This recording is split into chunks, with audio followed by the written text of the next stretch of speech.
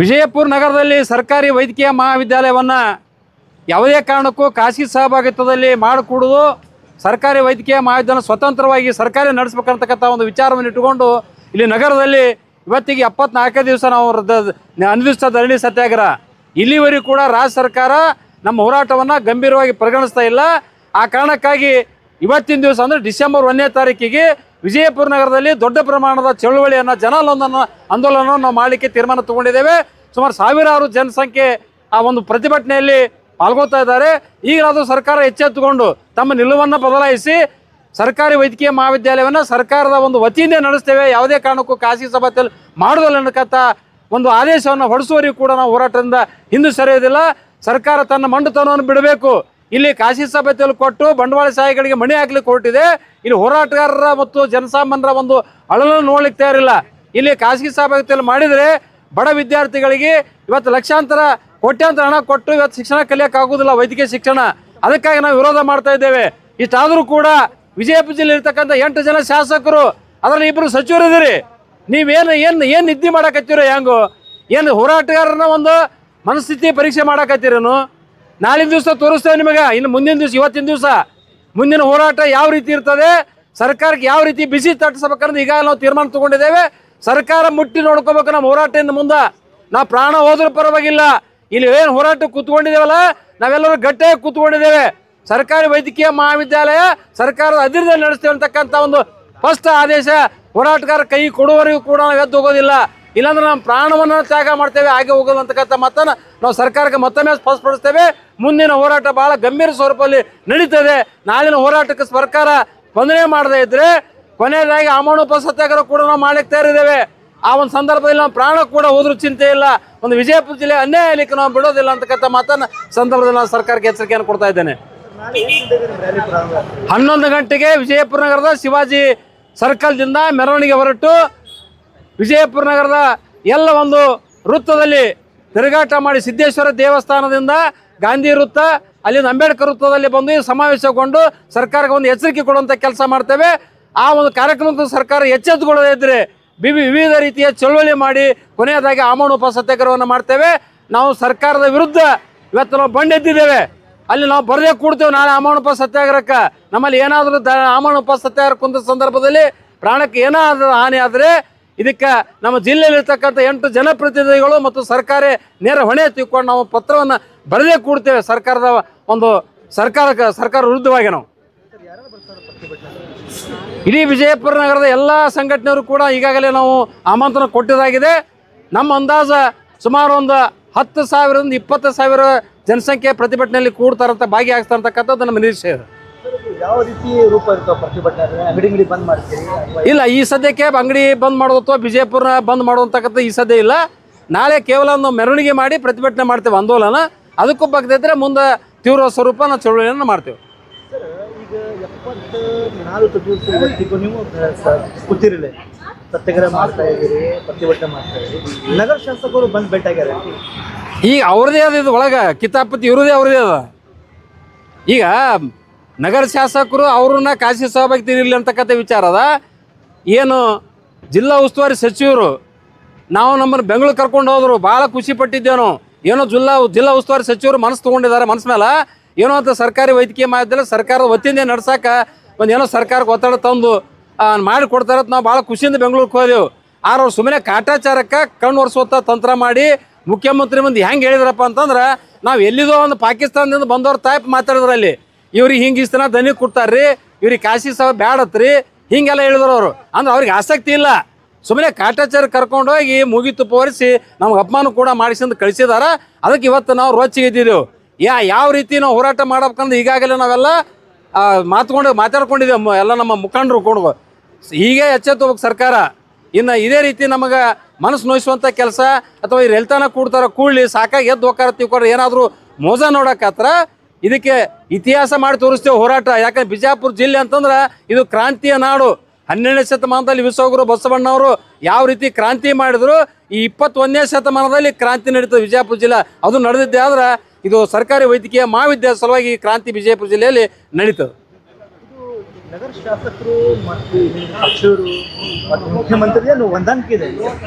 ಹೊಂದಾಣಿಕೆ ರಾಜಕೀಯ ಅದ. ಇವತ್ತು ಅವರೆಲ್ಲರೂ ಒಂದೇ ಇರ್ತಾರೆ. ಓಟ್ ಹಾಕೋರೆ ಹುಚ್ಚರಿಲ್ಲಿ. BJP, ಕಾಂಗ್ರೆಸ್, JDS ಇವೆಲ್ಲ JCB ಅಂತ ಕರಿತೇವೆ ನಾವು.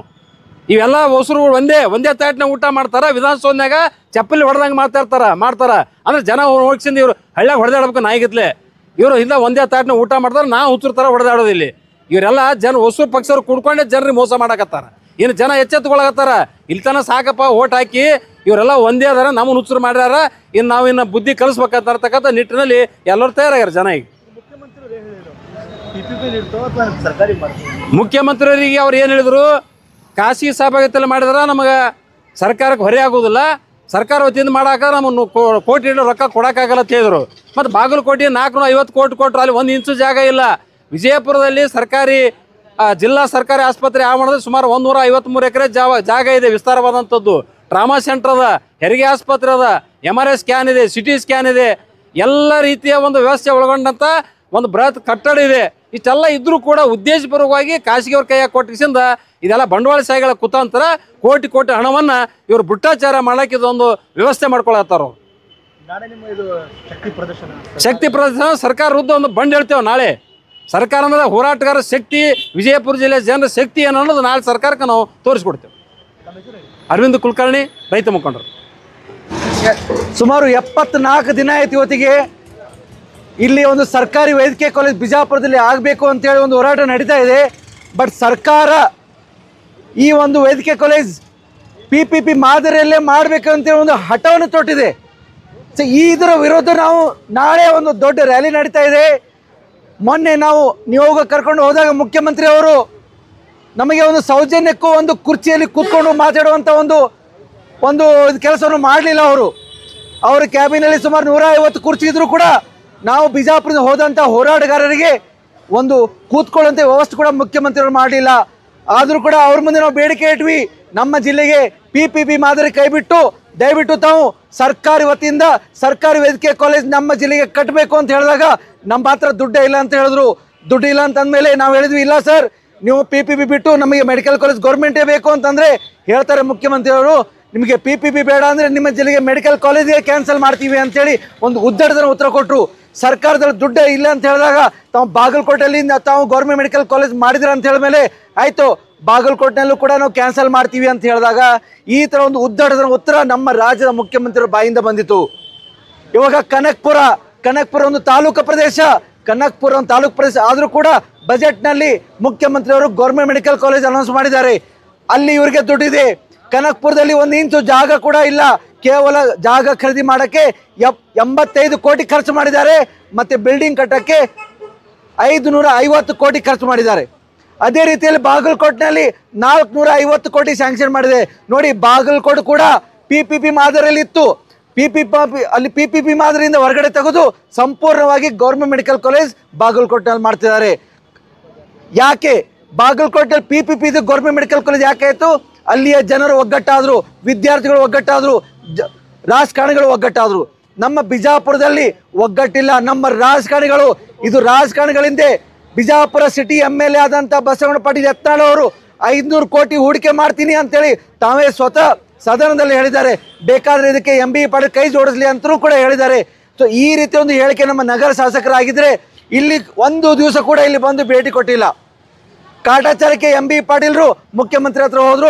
ಕಾಟಾಚಾರಕ್ಕೆ ಇಲ್ಲಿ ಇಷ್ಟೆಲ್ಲ ಬೆಂಬಲ ಕೊಡ್ತೀನಿ ಅಂತ ಹೇಳಿದೆ, ಅಲ್ಲಿ ಮುಖ್ಯಮಂತ್ರಿ ಅವ್ರ ಹತ್ರ ಒಂದು ಬಾಯಿ ಕೂಡ ಬಿಟ್ಕೊಡ್ಲಿಲ್ಲ. ಅವರು ನಮಗೆ ಒಂದು ಪರಿಚಯ ಯಾವ ಥರ ಮಾಡಿಸ್ಕೊಟ್ರು ಅಂತಂದರೆ, ನಾವು ಬೇರೆ ದೇಶದಿಂದ ಬಂದಂಥ ಒಂದು ವ್ಯಕ್ತಿಗಳಾಗಿ ನಮಗೆ ಒಂದು ಪರಿಚಯ ಮಾಡಿಸ್ಕೊಟ್ರು. ಇವರು ಅಂತೇಳಿ ನಮಗೆ ಪರಿಚಯ ಮಾಡಿಸ್ಕೊಟ್ರು. ಇವರು ನಮ್ಮ ಜಿಲ್ಲೆಯವರು ಅಂತ ಹೇಳಿಲ್ಲ, ಇವರು ನಿಮಗೆ ಮನವಿ ಕೊಡೋಕೆ ಬಂದಿದ್ದಾರೆ ಅಂತೇಳಿ ಈ ಥರ ಒಂದು ಪರಿಚಯ ಮಾಡಿಕೊಟ್ರು. ನಮಗೆ ಸರ್ಕಾರದ ವತಿಯಿಂದ ಮೆಡಿಕಲ್ ಕಾಲೇಜ್ ಬೇಕು ಅಂದಾಗ ಮುಖ್ಯಮಂತ್ರಿ ಅವರು ಇದಕ್ಕೆ ಸ್ಪಂದನೆ ಕೊಡಲಿಲ್ಲ, ಪಾಸಿಟಿವ್ ಆಗಿ ಸ್ಪಂದನೆ ಕೊಡಲಿಲ್ಲ. ಅವರು PPP ಮಾದರಿಯಲ್ಲಿ ಮಾಡ್ತೀನಿ ಅಂತ ಹೇಳಿದ್ದಾರೆ. ಅದರ ವಿರುದ್ಧವಾಗಿ 75 ದಿವಸಕ್ಕೆ ನಾಳೆ ಡಿಸೆಂಬರ್ 1ನೇ ತಾರೀಕಿಗೆ ಒಂದು ಬೃಹತ್ ಜನಾಕ್ರೋಶ ಮೆರವಣಿಗೆ ಬಿಜಾಪುರಲ್ಲಿ ನಡೀತಾ ಇದೆ. ಈ ಒಂದು ಮೆರವಣಿಗೆಯಲ್ಲಿ ಜನಸಾಮಾನ್ಯರು ಭಾಗಿಯಾಗ್ತಿದ್ದಾರೆ, ವಿದ್ಯಾರ್ಥಿಗಳು ಭಾಗಿಯಾಗ್ತಿದ್ದಾರೆ, ರೈತ ಸಂಘಟನೆಗಳು ಭಾಗಿಯಾಗ್ತಿದ್ದಾರೆ, ಪ್ರಗತಿಪರ ಸಂಘಟನೆಗಳು ಭಾಗಿಯಾಗ್ತಿದ್ದಾರೆ, ಕನ್ನಡ ಪರ ಸಂಘಟನೆಗಳು ಕೂಡ ಭಾಗಿಯಾಗ್ತಿದ್ದಾರೆ. ಸೊ ಈ ಒಂದು ಹೋರಾಟಕ್ಕೆ ನಾವು ಜಯ ಸಾಧಿಸ್ತೀವಿ. ಯಾವುದೇ ಕಾರಣಕ್ಕೂ ನಮ್ಮ 153 ಎಕರೆ ಇರುವಂಥ ಜಿಲ್ಲಾ ಆಸ್ಪತ್ರೆ 1 ಇಂಚು ಕೂಡ ಬಿಟ್ಕೊಡಂಗಿಲ್ಲ ಈ ಕಳ್ಳ ರಾಜಕಾರಣಿಗಳಿಗೆ. ನಾವು ಜಿಲ್ಲೆ 8 ಮತಕ್ಷೇತ್ರ ಶಾಸಕರೇನಿದ್ದಾರೆ ಈ ಒಂದು ರ್ಯಾಲಿಯಲ್ಲಿ ನಾಳೆ ತಾವು ಭಾಗಿಯಾಗಬೇಕು. ನಾವು ನಿಮ್ಮ ಜೊತೆ ಇದೀವಿ ಅಂತ ಹೇಳಿ ಏನು ಬೆಂಬಲ ಕೊಟ್ಟಿದ್ದೀರಾ, ತಾವು ನಮ್ಮ ಜೊತೆ ನಾಳೆ ಬಂದು ಭಾಗಿಯಾಗಬೇಕು.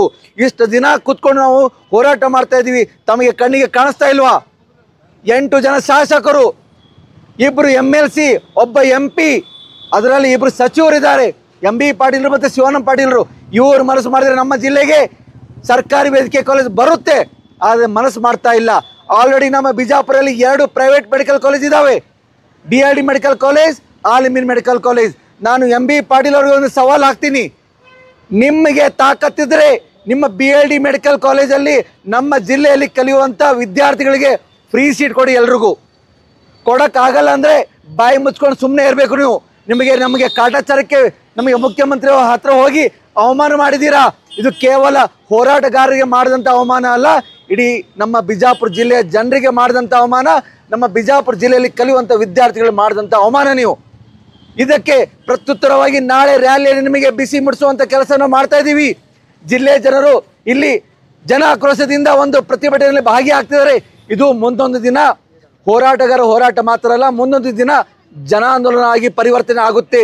ಇದು ನಿಮಗೆ ಒಂದು ಎಚ್ಚರಿಕೆ ಗಂಟೆ ಕೊಡ್ತಾ ಇದ್ದೀವಿ ನಾವು MB ಪಾಟೀಲ್ ಅವರಿಗೆ, ಶಿವಾನಂದ ಪಾಟೀಲ್ ಅವರಿಗೆ, ನಗರ ಶಾಸಕ ಯತ್ನಾಳ್ ಅವರಿಗೆ, ಸಿದ್ದರಾಮಯ್ಯ ಸರ್ಕಾರಕ್ಕೆ ಈ ಒಂದು ಎಚ್ಚರಿಕೆ ಗಂಟೆ ಕೊಡ್ತಾ ಇದ್ದೀವಿ. ತಾವು ಬೇಗ ಎಚ್ಚೆತ್ಕೊಂಡು ಈ ಒಂದು ನಮ್ಮ ಜಿಲ್ಲೆಗೆ ನಮ್ಮ ಬೇಡಿಕೆಗೆ ತಾವು ಸ್ಪಂದಿಸಬೇಕು. PPP ಮಾದರಿ ಕೈ ಬಿಡಬೇಕು. ತಾವು ಕನಕಪುರಕ್ಕೆ ಅಲ್ಲಿ ಗೌರ್ಮೆಂಟ್ ಮೆಡಿಕಲ್ ಕಾಲೇಜ್ ಕಟ್ಟಿದ್ದೀರಾ. ಸಿದ್ದರಾಮಯ್ಯರಿಗೆ ನಾನು ಪ್ರಶ್ನೆ ಮಾಡ್ತೀನಿ, ನಿಮಗೆ ತಾಕತ್ತಿದೆ ಕನಕಪುರದಲ್ಲಿ PPP ಮಾಡೆಲ್ನಲ್ಲಿ ನೀವು ಮೆಡಿಕಲ್ ಕಾಲೇಜ್ ಕಟ್ಟಿ ತೋರಿಸಿ. ಯಾಕಂದರೆ ಅದು DK ಶಿವಕುಮಾರ್ ಕ್ಷೇತ್ರ, ನಿಮಗೆ ಆ ದಮ್ ಇಲ್ಲ ಅಂತ ನಾನು ಹೇಳ್ತಾ ಇದ್ದೀನಿ. ಸೊ ಈ ಒಂದು ಹೋರಾಟದಲ್ಲಿ ನಾವು ಎಲ್ಲರೂ ಒಗ್ಗಟ್ಟಾಗಿ ಈ ಒಂದು ಹೋರಾಟಕ್ಕೆ ನಾವು ನಿರಂತರವಾಗಿ ಇದು ಒಂದು ಹೋರಾಟ ನಾವು ನಡೆಸ್ತಾ ಇದ್ದೀವಿ. ಮುಂದೊಂದು ದಿನ ಈ ಒಂದು ಹೋರಾಟ ಜನಾಂದೋಲನ ಆಗಿ ಪರಿವರ್ತನೆ ಆಗುತ್ತೆ.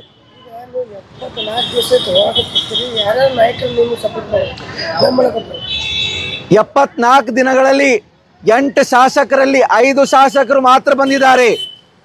ಇನ್ನೂ 3 ಜನ ಶಾಸಕರು, ಸಿಂದಗಿ MLA ಅವರು ಅಶೋಕ್ ಮನ್ಗೊಳಿ ಅವರು ಬಂದಿಲ್ಲ, ಬಿಜೆಪಿ ನಗರ ಶಾಸಕರು ಬಸನಗೌಡ ಪಾಟೀಲ್ ಯತ್ನಾಳ್ ಅವರು ಬಂದಿಲ್ಲ, ಮುದ್ದೇಬಿಹಾಳ್ ಶಾಸಕರು CS ನಾಡಗೌಡ ಅವರು ಬಂದಿಲ್ಲ.